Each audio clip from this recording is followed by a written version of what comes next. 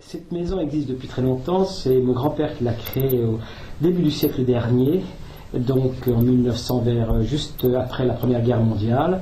Et il était spécialisé déjà en tapisserie et tapis. Je suis né avec les textiles et c'est quelque chose qui est très, comment dirais-je, qui est très visuel, qui est très sensuel. Si vous voulez, n'est pas comme de la peinture, ça demande des artisans pour faire ces tapisseries, donc quelque chose de très... beaucoup d'émotions dans une tapisserie, dans un textile. Il y a non seulement le carton, mais également les gens qui y travaillent.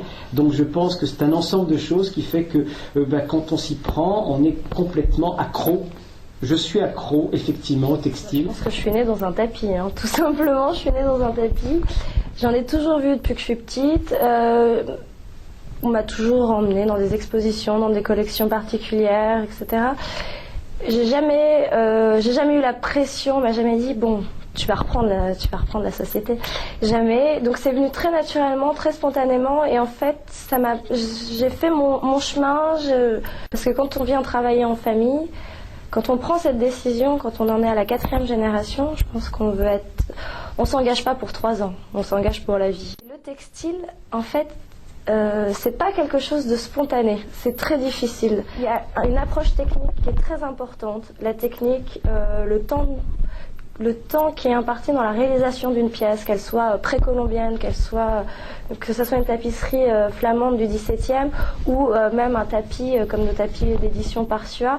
Il y a une temporalité et ce côté artisanat finalement qu'on retrouve dans aucune autre forme d'art. Et moi, je suis très sensible à ça. J'aime ce travail d'équipe, finalement, dans la réalisation d'une pièce. Je crois qu'en fait, nous avons un métier qui n'est pas un métier simple. Nous ne sommes pas antiquaires, parce qu'un antiquaire, il vend de tout, selon son goût. Et vous trouverez aussi bien des commodes que des pendules, que des objets de charme. Vous trouverez de tout.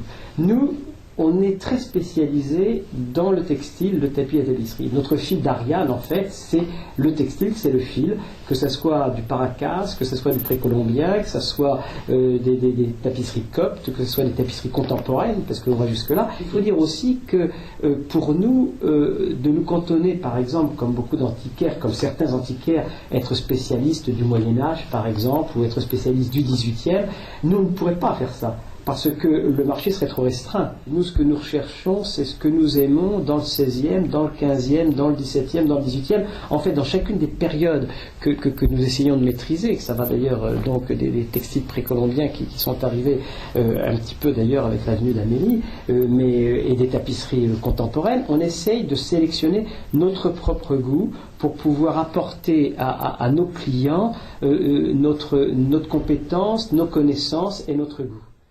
La clientèle, bon après c'est toi qui as l'expérience des années, moi ce que je peux en voir depuis les 3 ans que je suis à la galerie, c'est que c'est une clientèle qui est aussi bien française, européenne qu'internationale. On a quand même beaucoup de clients à l'étranger.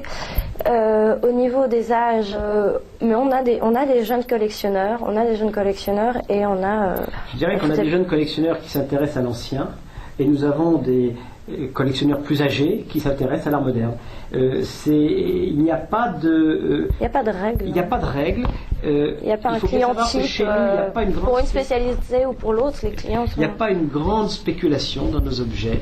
C'est-à-dire que... Il n'y a pas de spéculation. Il n'y a pas de spéculation. C'est pas comme les tableaux modernes où tout d'un coup ça fait des 20, 30, 40% par an, puis ça peut s'écrouler de la même façon.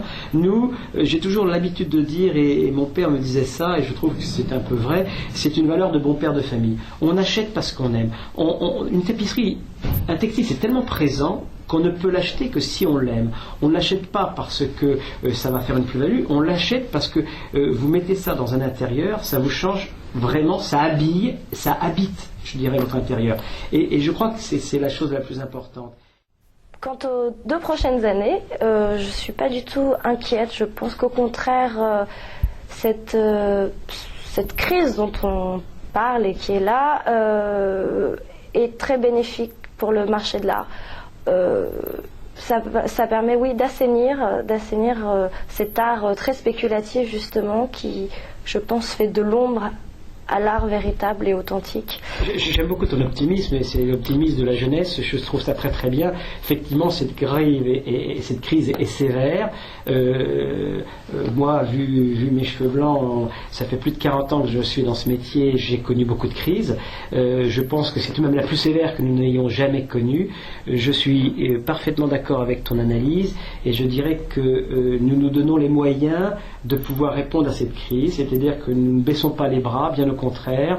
Nous faisons en dehors de cette galerie, nous faisons des expositions dans cette galerie, nous nous exposons, on peut dire, dans des salons à l'étranger ou en France, et donc je dirais que comme nous sommes très spécialisés, nous sommes tout de même reconnus, connus et reconnus, enfin je l'espère, je pense, ce qui fait que quand quelqu'un veut une tapisserie, il est rare qu'il ne passe pas à la porte ici et qu'on ne puisse pas le servir.